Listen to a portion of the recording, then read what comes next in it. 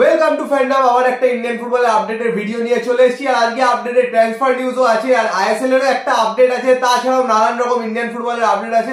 ISL এ যেটা বলেছিলাম যে পয়েন্টস নিয়ে জামশেদপুর আর মুম্বাই, সেটা কিন্তু ডিসাইড হয়ে গেছে। তো সেই জায়গা থেকে স্ট্যান্ডিংস কেমন আছে, মোহনবাগানের চান্স, সবকিছু নিয়ে কথাবার্তা বলবো। আর ইন্ডিয়ান ফুটবলে যা যা আপডেট পুজো তোমাদের দিয়ে দেবে। ট্রান্সফার নিউজের ছড়াছড়ি, তোমাদের প্রচুর কনফিউশন, সেগুলো নিয়েও ডিসকাশন হবে। তো সবার আগে যে কথাটা, অবশ্যই ইউটিউবে সাবস্ক্রাইব করে নিও, ফেসবুকে ফলো করে নিও, ইনস্টাগ্রামেও ফলো করে নিও অবশ্যই জলদি গিয়ে। আর ইউটিউবে কিন্তু বেল আইকনটাও টিংটং করে ক্লিক করে দাও, তাই রেগুলার নোটিফিকেশন পাবে। ইউটিউবে কিন্তু একটু নোটিফিকেশনের প্রবলেম হচ্ছে, তো যারা মানে করে রেখেছো যাচ্ছে না, তো অবশ্যই জানিও কমেন্ট করে, দেখা যাবে কি করা যায়। তো প্রথমে পুজোর থেকে শুনে যাবে। তো প্রথমে যে আপডেট গুলো আছে সেগুলো একটু দিয়ে নি। তো তার মধ্যে বলি যে সোনারপুর সেবক সমিতি তারা কিন্তু একটা আন্ডার 12 টুর্নামেন্ট অর্গানাইজ করেছিল, যে টুর্নামেন্টটায় চ্যাম্পিয়ন হয়েছে যাদবপুর বেঙ্গল কক এবং রানার আপ হয়েছে স্কুল অফ ফুটবল এক্সিলেন্স সোনারপুরের। আর সেই ছবিগুলো তোমরা স্ক্রিনে দেখে নাও। এবং এছাড়া এখানে ইনভাইটি হিসেবে উপস্থিত ছিলেন অশোক গুপ্ত, অতনু ভট্টাচার্য, প্রতাপ ঘোষ, সুভাষ রয়ের মতো সব এক্স ইন্ডিয়ান প্লেয়াররা। তো তারা কিন্তু এই আন্ডার 12 টুর্নামেন্ট অর্গানাইজ করে খুব ভালো কিন্তু একটা প্রচেষ্টা, বাচ্চা ছেলেদেরকে নিয়ে টুর্নামেন্ট অর্গানাইজ করেছে। এর পরে যেই আপডেট গুলো, তো সেগুলোতে একটু চলে আসি। তো তার মধ্যে বলে রাখি যে ইন্ডিয়ার কিন্তু খেলা রয়েছে আগামী 22 তারিখ। একটা ইন্ডিয়ার সিনিয়র টিমের তো খেলাই রয়েছে আফগানিস্তানের সাথে, সেটা তো জানি। আর সেখানে কিন্তু এক্স ইন্ডিয়াতে কোচিং করিয়ে গেছেন অ্যাশলে ওয়েলসউড, সেই আফগানিস্তান টিমের কোচ। এছাড়া বলে রাখি ইন্ডিয়া ভার্সেস মালয়েশিয়া আন্ডার 23 টিমের কিন্তু ম্যাচ রয়েছে। সেই ম্যাচগুলোতে কিন্তু টেলিকাস্ট হবে না, ক্লোজ ডোর হবে। তো আন্ডার 23 ম্যাচ টেলিকাস্ট হবে না।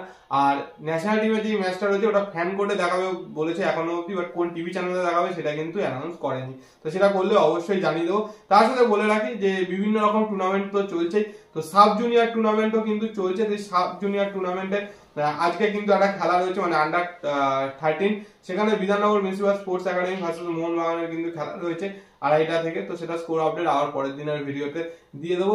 এছাড়া আরেকটা জানিয়ে দিই, আজকে কিন্তু পিকে বন্দ্যোপাধ্যায়ের 4র্থ প্রয়াণ দিবস। তো ওনার প্রতি শ্রদ্ধা জানিয়ে, সম্মান জানিয়ে ভিডিওটা।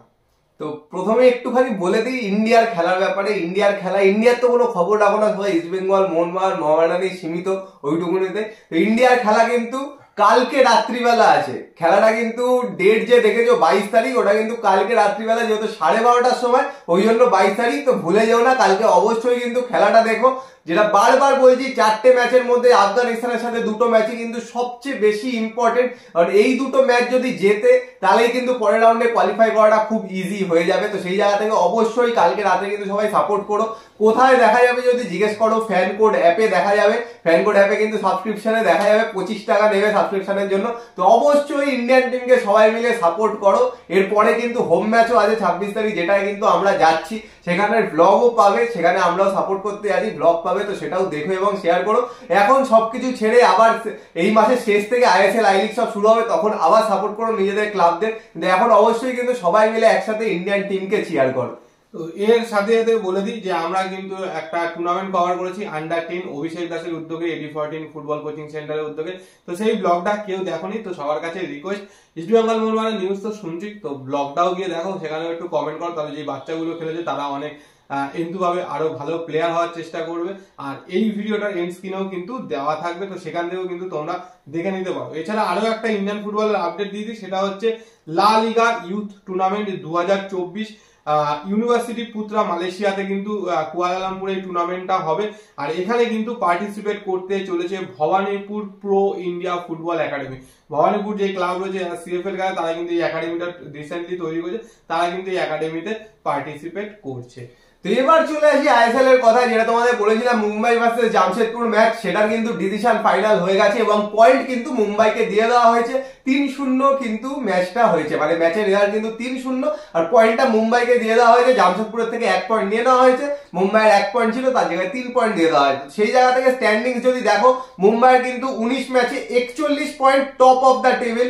তারপরে কিন্তু মোহনবাগান একটা ম্যাচ কম, 18 ম্যাচে 39 পয়েন্ট। তো আরো কিন্তু জমে গেল ব্যাপারটা। মুম্বাইয়ের এখন 3টে ম্যাচ বাকি, মোহনবাগানের 4টে ম্যাচ বাকি। আর যেটা সবচেয়ে এক্সাইটিং বিষয়, সেটা হলো লাস্ট যে ম্যাচটা, আইএসএল এর একদম লাস্ট ম্যাচ, সেটা কিন্তু মোহনবাগান ভার্সেস মুম্বাই।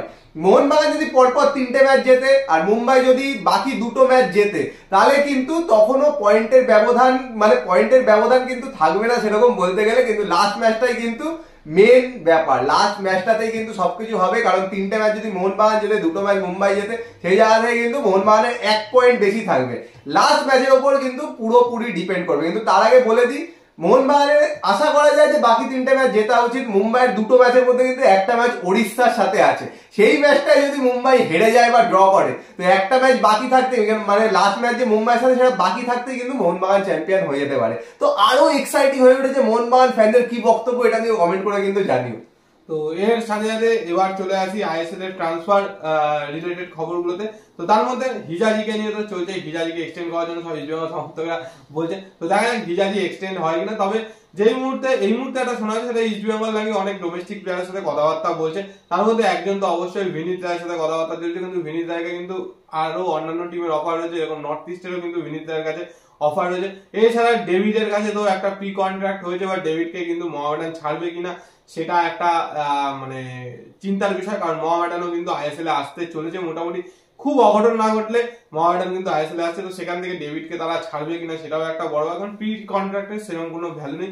এছাড়া বেশ কিছু ডোমেস্টিক প্লেয়ার যেরকম সুরেশ সিং ওয়াংজাম, তার সম্পর্কে নাকি ইনকোয়ারি করছে, রাহুল বেকে, এদেরও খোঁজ খবর নিচ্ছে। কিন্তু এদেরকে কতটা পাবে বা এরা কতটা আসবে সেটার উপরে কিন্তু অনেক কিছু ডিপেন্ড করছে। কিন্তু এই মুহূর্তে এটা আরেকটা খবর জানা যাচ্ছে, সেটা হচ্ছে হুগো বুমো তো এই মুহূর্তে আনরেজিস্টার্ড প্লেয়ার রয়েছে মোহনবাগান সুপার জায়ান্টে। জনি কাউকে ওর জায়গায় রেজিস্টার করেন, জনি কাউকে যথেষ্ট ভালো খেলছে। তো শোনা যাচ্ছে হুগো বুমো নাকি মোহনবাগান থেকে বেরোতে পারে, সেই জায়গায় বেশ কিছু টিম কিন্তু ইন্টারেস্ট দেখাচ্ছে। তার মধ্যে বেঙ্গালুরু এফসি শোনা যাচ্ছে নাকি হুগোর সাথে কিন্তু ইনিশিয়ালি বা ওর এজেন্টের সাথে কিন্তু কথাবার্তা শুরু করেছে।